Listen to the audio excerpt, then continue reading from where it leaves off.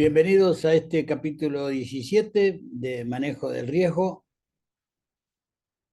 El manejo del riesgo es un proceso que podemos verlo como un gran paraguas que incluye subprocesos o pasos que deben realizarse en una secuencia adecuada o en un orden adecuado, gradual y progresivo. El primero es el necesario reconocimiento del contexto operativo. Sigue una identificación y el posterior análisis de peligros. A partir de eso, la evaluación y valoración o cuantificación del riesgo, o sea, llegar a determinar un índice de riesgo, como vamos a ver, y a partir de un determinado índice de riesgo que nos dio como resultado los subprocesos anteriores, determinar la tolerabilidad al riesgo. ¿Qué nivel de riesgo para nosotros resulta aceptable, tolerable o intolerable? Cuando el nivel de riesgo excede el nivel de tolerabilidad que nosotros hemos determinado, es necesario el tratamiento del riesgo. El tratamiento del riesgo puede ser cancelar una determinada operación, mitigar los factores que aumentan el índice de riesgo, transferir el riesgo, por ejemplo, en el caso del costo de un seguro, mediante el costo de un seguro, yo estoy transfiriendo el eventual costo de la pérdida de material, de sufrir un juicio, etc. O posponer, que es una manera de mitigar las operaciones si voy a tener tormenta severa en la ruta o en el destino o en la partida y no tengo ni el equipamiento, ni el radar, ni el conocimiento para manejarlo. Todo esto se maneja cualquiera de los distintos subprocesos o pasos del proceso del manejo de riesgo con herramientas, defensas y barreras para protegernos de un determinado nivel de riesgo y que evitemos un evento adverso. El primer paso, que es el adecuado reconocimiento del contexto operativo, es tan fundamental como cada uno del resto de los pasos que dijimos que tenemos que dar y en esa determinada secuencia, porque deben identificarse con la mayor claridad posible las variables, ya sea las no controlables y las controlables que intervienen en el contexto operativo dentro del cual se van a desarrollar las actividades. Porque según la Organización para la Aviación Civil Internacional, la OACI, el marco operacional de las actividades aeroespaciales debe ser considerado un ambiente altamente amenazante. Esto es debido a que las causas y consecuencias de los errores no tienen una magnitud lineal, sino que dependen del contexto en el cual esos errores se cometen. Si el codazo a una maceta que le pega a esta señora se produce en este contexto, el mayor daño posible como consecuencia de eso puede ser que se rompa esta maceta.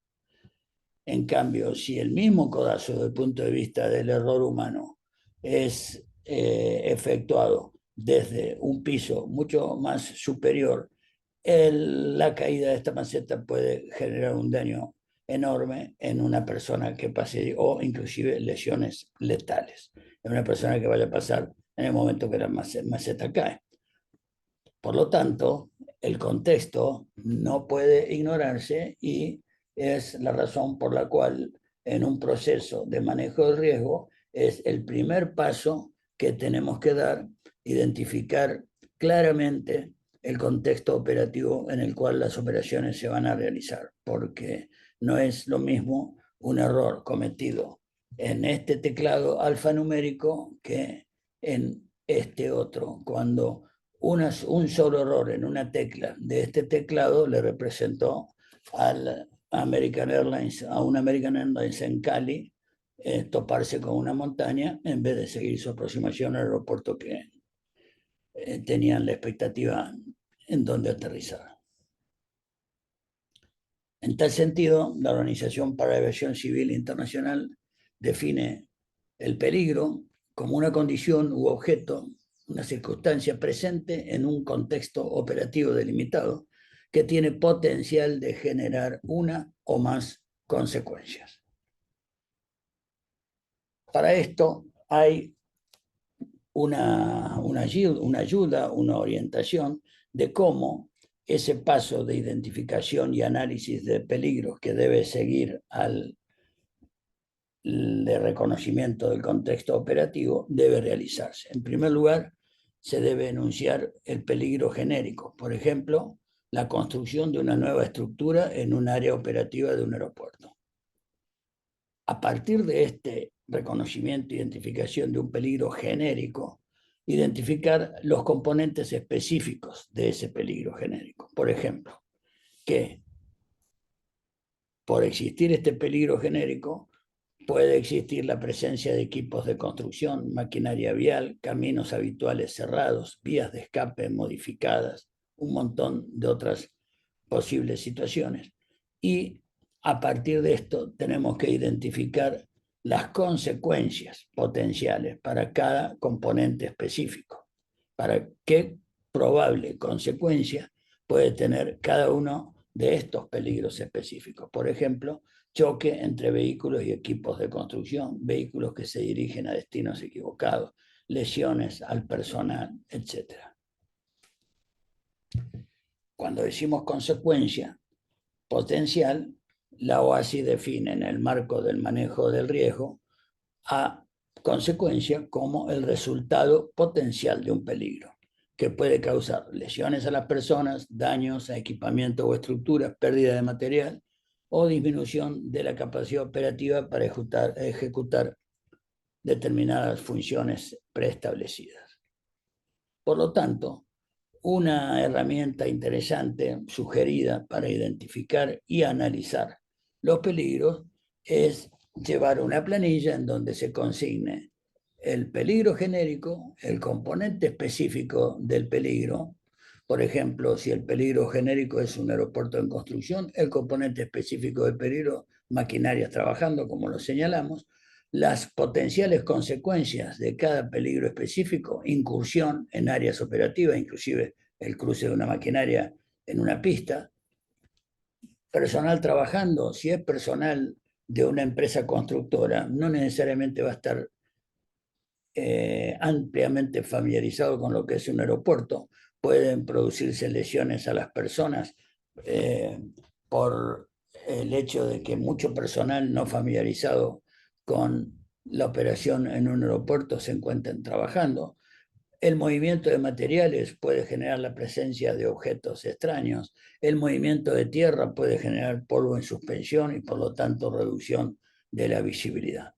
En base a este paso, que es el de la identificación y el análisis de peligro, nos va a ir permitiendo progresar en la determinación de la evaluación y valorización o cuantificación del riesgo, que nos dé un índice de riesgo, y de acuerdo a ese índice de riesgo vamos a ver la necesidad o no de a ese riesgo darle tratamiento, que como vimos, tratamiento es el término genérico con que se define cancelar una operación, o sea, evitar el riesgo, mitigarlo, reduciéndolo con las variables que tenemos controlables para hacerlo, transfiriéndolo, postergándolo, etc.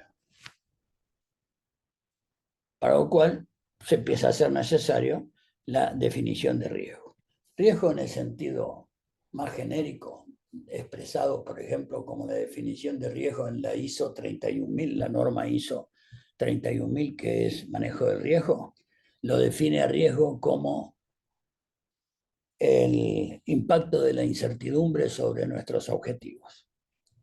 Es como todas las normas ISO, la de calidad, la de gestión ambiental, etcétera, son de aplicación muy genérica. Por lo tanto, para la ISO, el riesgo es el impacto de la incertidumbre sobre nuestros objetivos, el efecto que tiene la incertidumbre sobre nuestras expectativas. En el caso del ambiente aeronáutico, la Organización para la Aviación Civil Internacional define riesgo como la cuantificación, o sea, dame un índice de las potenciales consecuencias de un peligro, expresada esa cuantificación en términos de severidad y probabilidad, considerando las circunstancias más adversas concebibles pero creíbles y las defensas de seguridad operacional existentes dentro del sistema.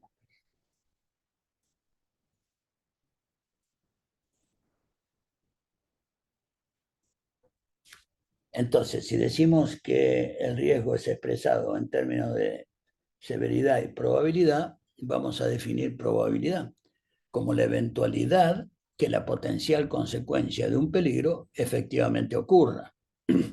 Y esa probabilidad, la OASI la define mediante una definición cualitativa, lo que le llaman definición cualitativa, del grado de probabilidad que un determinado peligro tiene eventualmente posibilidades de ocurrir.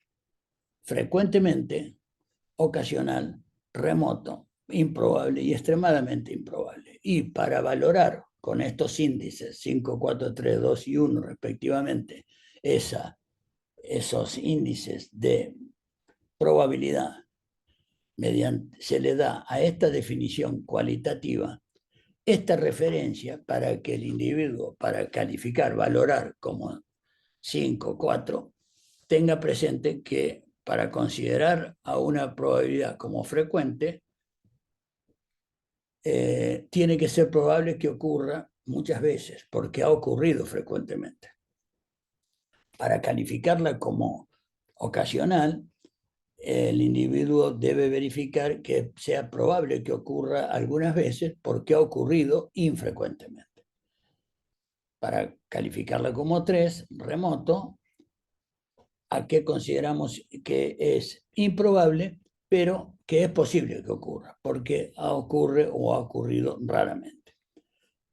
Para considerarla improbable, a esa definición cualitativa, es que es muy improbable que ocurra, porque no se conoce que haya ocurrido, pero el hecho de que no se conozca puede ser que ocurrió y no lo conozco, o que nunca ocurrió, pero que puede llegar a ocurrir.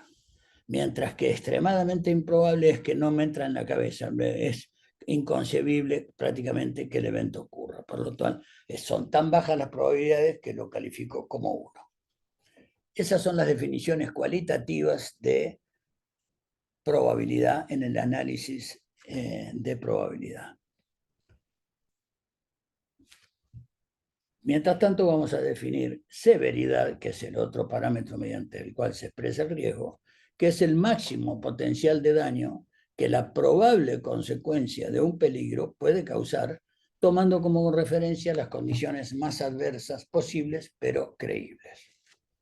Y en el análisis de esa severidad va a haber definiciones que la aeronáutica, a través de la OASI, da de los distintos grados de severidad o gravedad que un elemento peligroso puede producir.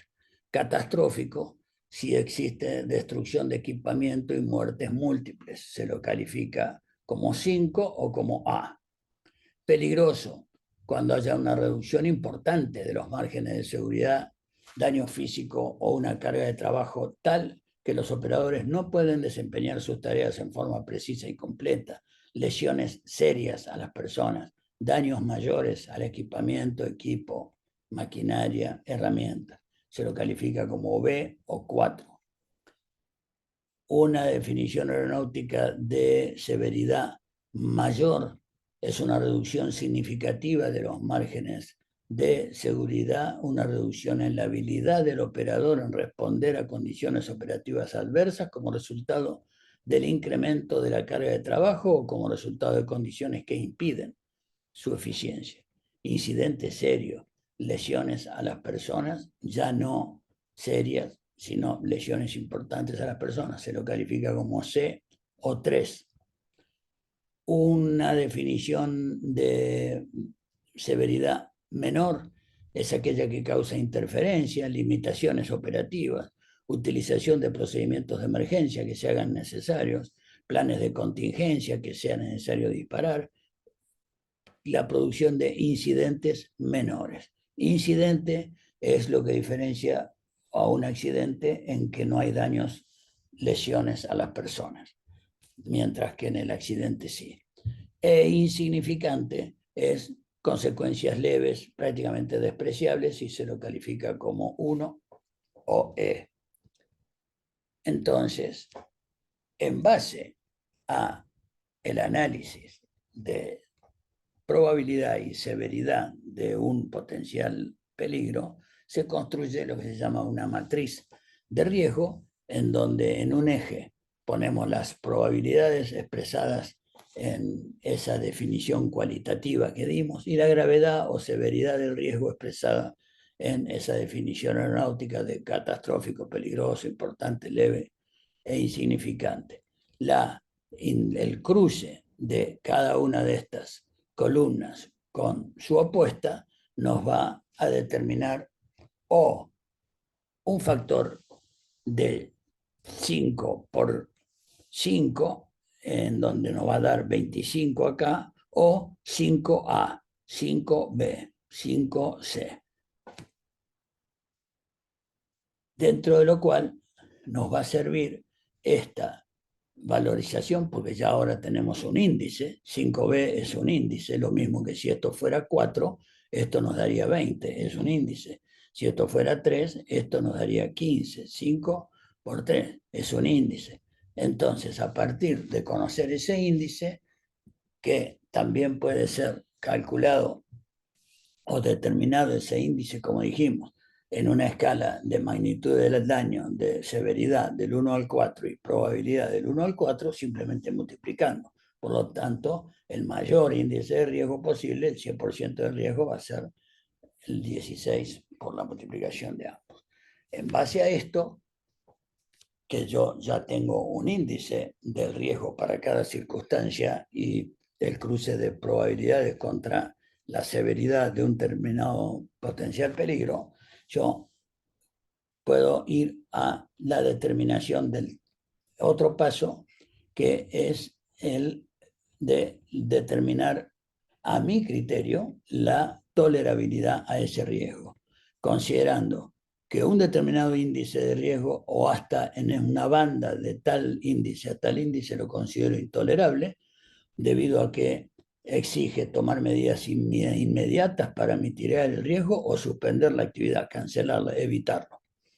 Realizar la mitigación de riesgo de seguridad operacional prioritaria para garantizar que haya controles preventivos o adicionales o mejorados para reducir el índice de riesgo al rango tolerable, meterlo en tolerable. Si no se puede, cancelo, lo evito.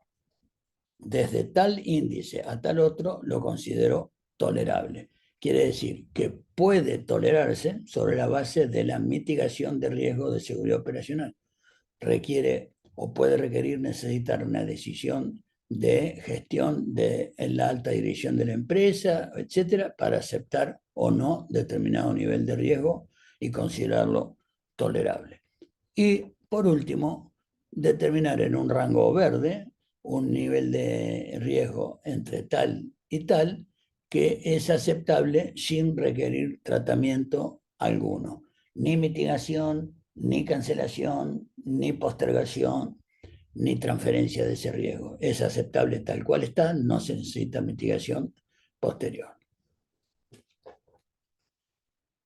Por lo tanto, llegamos a esa tolerabilidad mediante estos 4 pasos de expresar la potencial consecuencia de un peligro en términos de probabilidad, con la tabla que vimos. La potencial consecuencia de un peligro en términos de severidad, con la tabla de definiciones que vimos.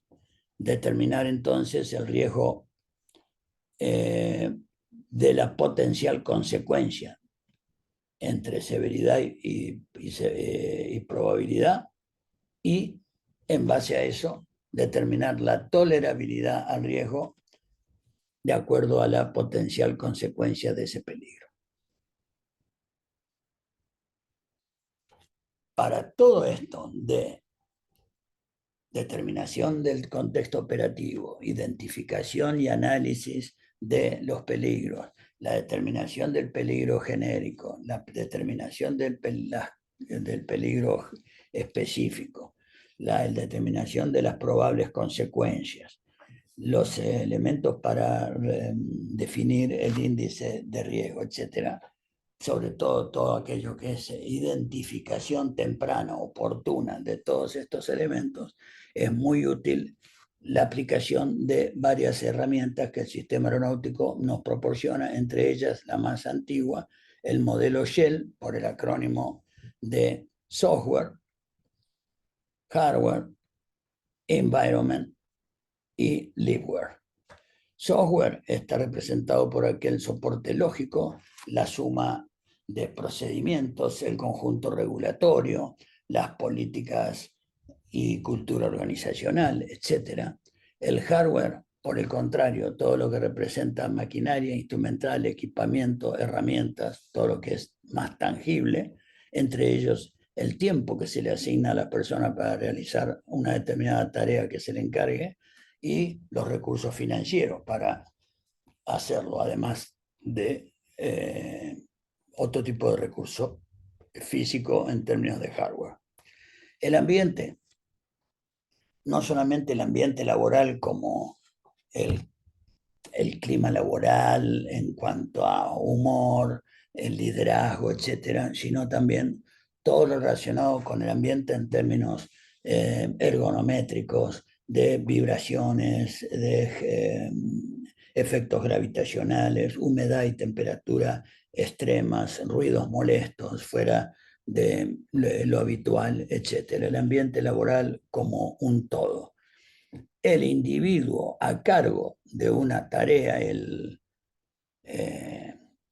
máximo exponente, pues muchas veces el único en cuanto a responsabilidad, como es el caso de un piloto, de realizar su tarea, y todos los otros individuos que interactúan con él en términos de interrelación personal, como control de tránsito aéreo, jefe, subordinado, colegas, etc.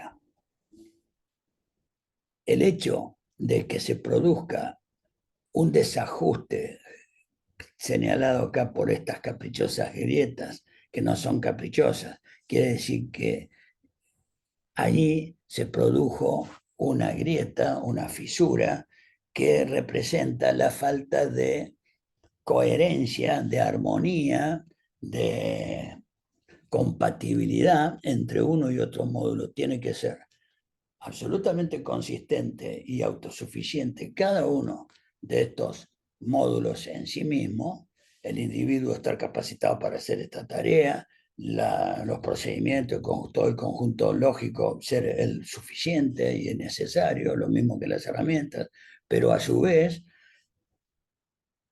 la interacción del individuo con cada una de esas cosas tiene que ser totalmente armónica, coherente y efectiva, no representar ningún conflicto. Por lo tanto, el modelo Shell debe finalmente verse así, totalmente cerrado, empatizando por completo entre sí y el individuo cada uno de los elementos que lo componen. Por lo tanto, cuando nos ponemos en la tarea de identificar los peligros, de determinar el marco operativo en el que estamos, este modelo nos ayuda mucho para que rápidamente se ponga en evidencia en nuestra organización y en nuestra operación qué posible fisura puede haber en esto, porque una posible fisura ya representa una amenaza, un peligro que puede ser latente, pero convertirse en una falla activa en cualquier momento. Otra herramienta muy poderosa es el denominado modelo de Reason, enunciado por James Reason en su momento, una de las personas que contemporáneamente más ha aportado al estudio e investigación del desempeño humano, especialmente en entornos de alto riesgo y relacionado con el error, en donde nos señala que todo sistema tiene un conjunto de recursos de seguridad que podemos expresar por medio de blindajes que un sistema debiera tener para que una determinada amenaza o peligro no penetre en nuestros sistemas y termine generando un evento adverso, un incidente, accidente o fatalidad. Y cómo un sistema robusto puede evitar que un peligro produzca o aumente un determinado nivel de riesgo, y a su vez cómo se puede producir un accidente cuando algo o todo de esto no existe o existe y es ignorado, porque cuando existe un peligro, ya directamente hay un vector que se desplaza hacia la posibilidad de que ese peligro nos impacte, generando un nivel de riesgo importante. Si yo le antepongo un blindaje que represente a ese peligro que representado, por ejemplo, por una mala influencia cultural, que ese primer blindaje represente una sensata conducción, un liderazgo adecuado, sólido, fuerte, yo voy a hacer rebotar en ese blindaje a esa amenaza. Si a eso yo no lo tengo y lo desconozco, o lo conozco y no lo uso adecuadamente, ese peligro va a penetrar. Por eso James Reason inicialmente le llamó a este modelo Swiss cheese, que es el queso gruyere, cuyas fetas tienen agujeros. Si el peligro no se encuentra con una perforación que le permita progresar, va a rebotar. Pero si yo le genero un agujero porque eso falta, el peligro sigue. Y se puede generar, en este caso, una supervisión insegura en una organización. Si le antepongo una barrera, un blindaje caracterizado por capacitación y entrenamiento adecuado, ese peligro va a rebotar ahí y me olvidé. De lo contrario, va a perforar ese blindaje y generar lo que James Reason denomina condiciones previas, que son condiciones previas a un evento adverso, un incidente, accidente o una fatalidad. Una de las condiciones previas son las fallas latentes. Esto de una grieta, una fisura en el modelo Shell, por ejemplo. Es una falla latente, todavía no se convirtió en una falla activa que ya degrade una operación. Si a eso le antepongo sistemas de gestión como los Standard Operating Procedures o procedimientos operativos normalizados que proporcionan soluciones estándar para problemas relativamente estándar, esa amenaza o peligro va a rebotar. De lo contrario, si no lo tengo, no lo aplico, es insuficiente, va a progresar y van a tener lugar los actos inseguros. Los actos inseguros, según James Reason, ya son fallas activas expresadas en términos de errores o violaciones y violaciones en términos de infracción, que constituyen fallas activas. No bajar el tren, no bajar los flaps en el momento y circunstancia que el vuelo lo requiere y la lista de chequeo lo exija, es una falla activa. Ya no es una falla latente. La falla latente es la indisciplina. La indisciplina lleva a una falla de no leer y cumplir las listas de chequeo en tiempo y forma. Esa falla activa determina que el tren no baje y aterrizar con el tren arriba. Si yo antepongo un modelo TEM y una aplicación efectiva del modelo TEM de gestión de la amenaza del error o de manejo de la amenaza del error, voy a hacer rebotar en esta barrera o blindaje a ese peligro expresado en términos de actos inseguros, errores, violaciones, fallas latentes y activas. Sin embargo, si no lo conozco y no lo tengo y no lo aplico mal o lo ignoro, este peligro que parecía tan lejano penetró todos estos blindajes a través de perforaciones en ellos y aparece la presencia de la posibilidad de la presencia de la tecnología, que es una de las defensas, de las tres defensas que un sistema operativo tiene como uno de los últimos recursos. He expresado esas defensas en términos de cumplir con las regulaciones, un adecuado entrenamiento e instrucción de las personas, formación y la tecnología. La tecnología, en este caso, en términos de que si no bajé el tren, una alarma me indique en forma audible y hasta visual también en una pantalla que en una señal imposible de evitar, que me indique que no está el tren abajo y trabado para la condición de altura y velocidad que el aeroplano tiene en ese momento.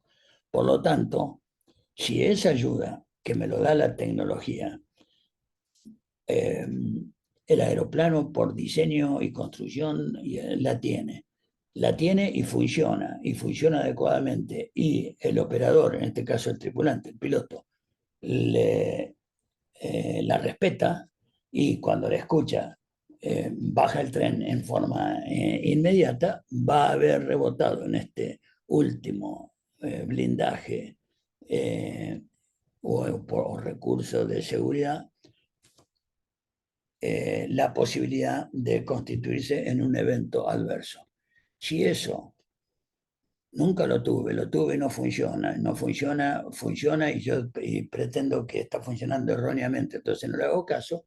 Por último, han hecho desaparecer, el operador ha hecho desaparecer todos los recursos de seguridad que el sistema tenía y con el que el sistema contaba, para que terminemos en una fatalidad, un incidente o un accidente que pudo haber sido evitado. Como vimos en el área de factores humanos, otra herramienta poderosísima para cada una de estas circunstancias es ir detectando en tiempo y en forma oportuna y a tiempo, las amenazas, manejarlas adecuadamente para que no tengan consecuencias, los errores, cuando son inevitables, mitigarlos y manejarlos adecuadamente para que la cuestión pare ahí. Si no se puede parar, que termina habiendo estados indeseados como consecuencia de las amenazas o de los errores, y generando estados indeseados de la aeronave, y aún así la tripulación manejarlos apropiadamente para que terminen sin consecuencias adversas. ¿Mediante qué? Mediante la aplicación de las herramientas que constituyen las esferas de instrucción de factores humanos en aviación. A su vez, otra herramienta poderosísima desarrollada por el proyecto de investigación de factores humanos de la Universidad de Texas es la metodología LOSA, el acrónimo de Line Oriented Safety Audits, auditorías de seguridad operacional orientadas a la línea aérea, en donde el sistema LOSA, como fue desarrollado por la misma universidad y las mismas personas que el TEM, toma de las amenazas y toma cómo la tripulación las manejó.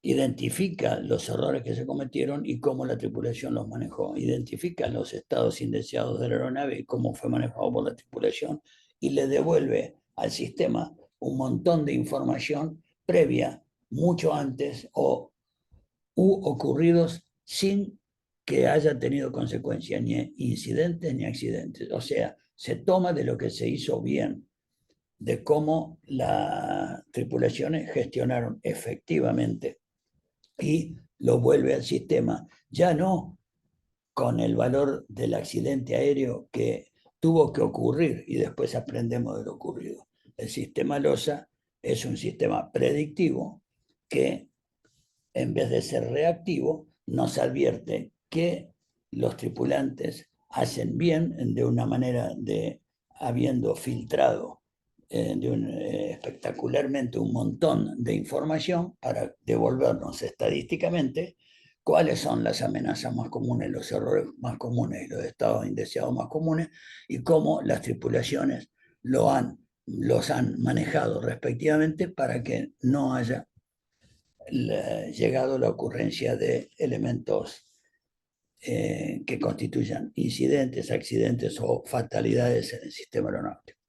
Otra herramienta extraordinaria es lo que se llama FRAT, por Flight Risk Assessment Tool, que es una planilla que se confecciona de acuerdo a las características operacionales de un departamento de aviación o de una determinada empresa. No es el mismo entorno operativo el de una dirección de aeronáutica regional de una provincia, no es lo mismo que un vuelo intercontinental de un avión ejecutivo, ni el vuelo regular de una línea aérea, ni una carguera. Entonces, cada operador o cada piloto al mando debe confeccionar su propio FRAT en términos de un campo relacionado con las personas, el individuo, en este caso los pilotos, otro campo relacionado con cuestiones ambientales, otro relacionado con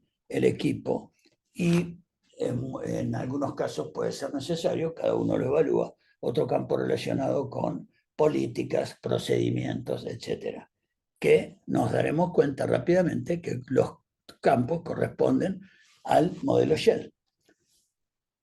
¿Para qué nos sirve esto? Porque en cada campo de esos estipulamos las características a las que puede estar expuesto la tripulación, el ambiente y el equipamiento para que nos sume determinado nivel de riesgo. Primero hacemos un análisis exhaustivo para determinar que si ese componente existe o no, y que si existiera, qué valor de riesgo le asignaríamos. Entonces, esto quiere decir que, por ejemplo, un capitán con menos de 200 horas en un determinado tipo de avión implica un riesgo de 5, asumiendo que 5 es el máximo de 1 a 5.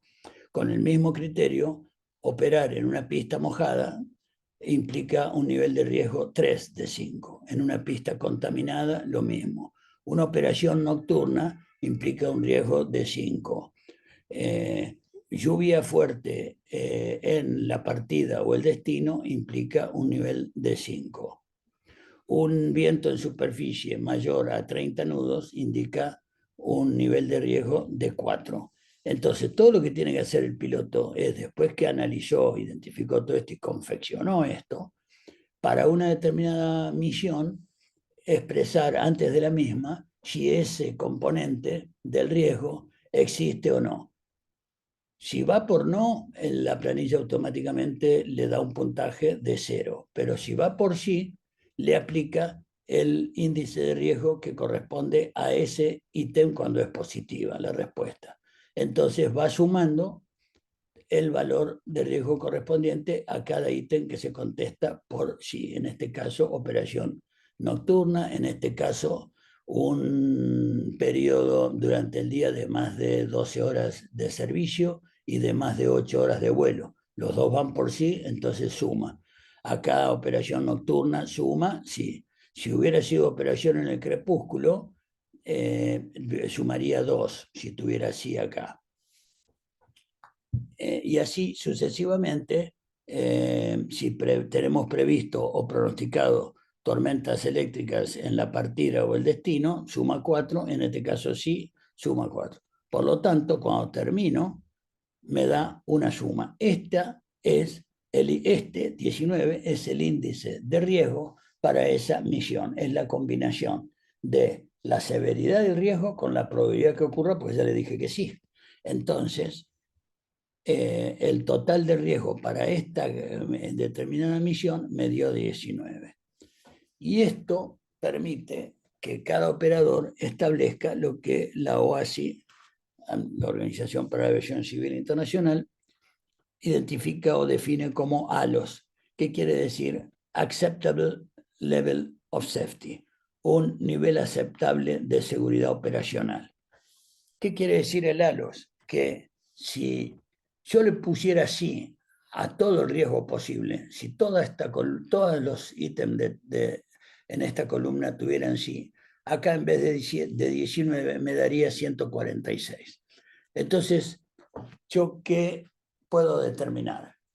que en aviación el riesgo cero no existe, pero yo puedo determinar un nivel aceptable de seguridad que esté representado por considerar aceptable el 30% del máximo riesgo posible. Si el máximo riesgo posible, el 100% es 146, el 27% me representa 40 puntos, que es el ALOS. Entonces yo establezco mi ALOS en 40, que quiere decir que es mi nivel aceptable. ¿Qué quiere decir esto? Que si esto es lo máximo tolerable de riesgo, cualquier cosa que me dé superior al ALOS en el índice de riesgo, yo tengo que mitigar o cancelar. Por ejemplo, puedo mitigar solamente aquellas variables que por mí son controlables. Por ejemplo, decirle a yo, si el pasajero tiene que ir a Beijing, yo no puedo controlar tener menos de 12 horas de servicio ni menos de 8 horas de vuelo, pero sí puedo controlar una operación de llegada nocturna a Beijing o que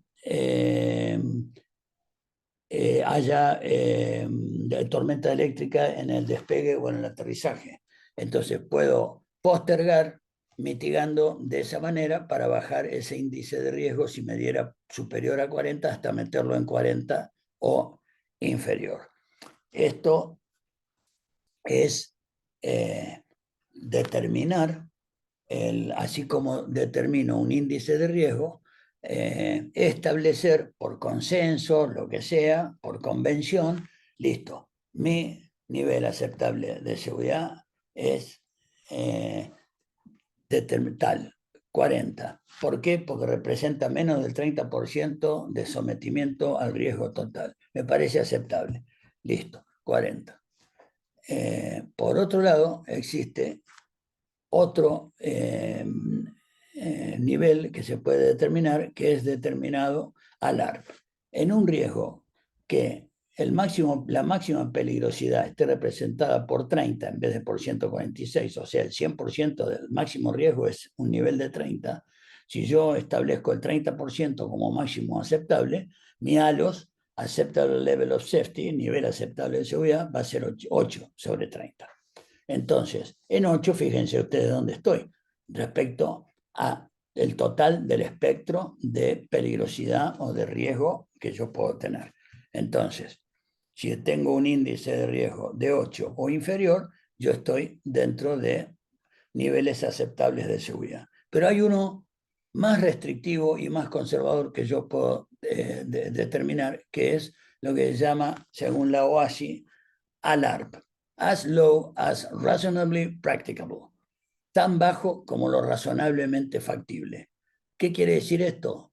Tan bajo como lo razonablemente factible, que por debajo de esto sería la inactividad, el avión guardado en el hangar, que puede tener un riesgo de que caiga un helicóptero arriba del hangar y el hangar se desplome y el avión se rompa. Pero en términos de probabilidad, es tan bajo que lo considero que el riesgo, esto es riesgo operacional, la aeronave siendo operada, un riesgo tan bajo como razonablemente practicable. Debajo de esto no se podría bajar, excepto cancelando la operación. Y en este caso, digo, bueno, si el ALOS es el 30% del máximo riesgo posible, bueno, vamos con un 20%. Acepto nada más que un 20% y pongo como el 20%, que es 6 sobre 30. El riesgo de 6, el índice 6, es mi riesgo ALARP. Por debajo de esto es la inactividad, pero por arriba de esto todavía puedo bajar el ALOS si hay circunstancias debido a las cuales, por alguna razón, yo necesito bajar el riesgo al máximo posible. Bajarlo al máximo posible, no solamente a niveles aceptables de seguridad, sino al máximo posible, sería ALARP. Y, por lo tanto, decir, con el 30% es mi nivel aceptable de seguridad para 100, para todas las operaciones, y en casos excepcionales, yo sé que puedo bajar todavía el 10% más y seguir operando y haciéndolo con el máximo esfuerzo de mitigación y prácticamente no eliminación del riesgo, pero sí mitigación a niveles realmente extremos, porque si el máximo es 30, fíjense yo dónde voy a estar operando mientras lo haga en el marco de un ALARP. Todo esto se logra con todo lo que vimos, más la aplicación de las tres defensas, de las tres últimas defensas para detener un evento adverso allá en el final del modelo de Reason, que son tecnología, ¿se acuerdan cuando levantamos la barrera de la tecnología?